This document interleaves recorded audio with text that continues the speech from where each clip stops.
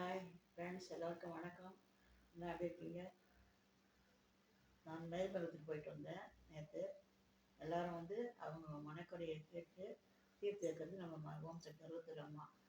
அவங்களுக்கு அந்த அம்மாவை வந்து இருமுடி எடுத்து காணிக்கை செலுத்திட்டு இருமுடி அருந்தி சக்தி மாலை அணிஞ்சு போனால் நம்மளுடைய கோரிக்கைகள் நிறைவேறும், எல்லாமே நல்லபடியாக நடக்கும். வேலையில் ப்ரமோஷன் வரணுமா, அப்புறம் வந்து குழந்தை பிறக்கணுமா, கல்யாணம் ஆகணுமா, வீடு கட்டணுமா, நம்ம என்ன குறைய நினச்சின்னு பண்ணலாம் குறைய அம்மா வந்து இந்த வருஷம் நீ கேட்குமா நிவர்த்தி பண்ணி கொடுப்பா. நம்பிக்கை வச்சு போகிறவங்க போனால் அதில் சக்ஸஸ் காரியம் நடக்கும். நான் வந்து 35 வருஷமாக போயிட்டு இருக்கேன்.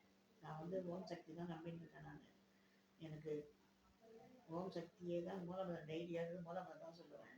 அந்த மூலமதம் சொல்கிறேன். ஓம் சக்தியே பராசக்தியே, ஓம் சக்தியே ஆதிபராசக்தியே, ஓம் சக்தியே மருவூர் அரசியே, ஓம் சக்தியே, ஓம் விநாயகா, ஓம் சக்தியே, ஓம் காமாட்சியே, ஓம் சக்தியே, ஓம் பங்காரு காமாட்சியே. அந்த அம்மாவை நினச்சி இங்கேருந்து சக்தி மாணவி இங்கே மண்டலத்தில் போய் இன்னும் எடுத்துன்னு போகலாம், அணிஞ்சிட்டு போகலாம்.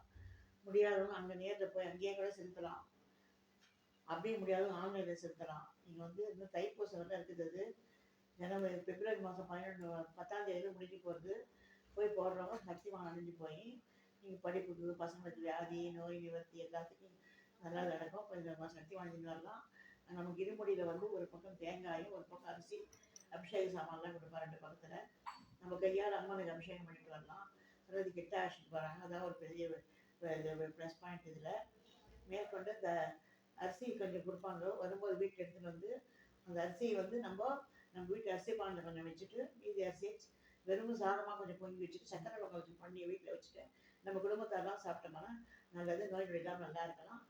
மேலும் குடும்ப விருத்தி அடைஞ்சு நல்லா சந்தோஷமாக சௌபாகியமாக இருக்கும். குடும்பம், பசங்களோ, பேரன் பேத்திகள், பிள்ளை, அவங்க குடும்பமே நல்லா இருக்கும். எல்லாரும் அவங்க கோரிக்கை நிறையவே நல்லா இருப்பாங்க. நீங்களும் நம்பிக்கையோட மருவத்துக்கு போயிட்டு உங்கள் அம்மாவை தரிசனம் பண்ணிட்டு வரலாம்னு சொல்லிட்டு நான் கேட்டுக்கிறேன். நன்றி, வணக்கம்.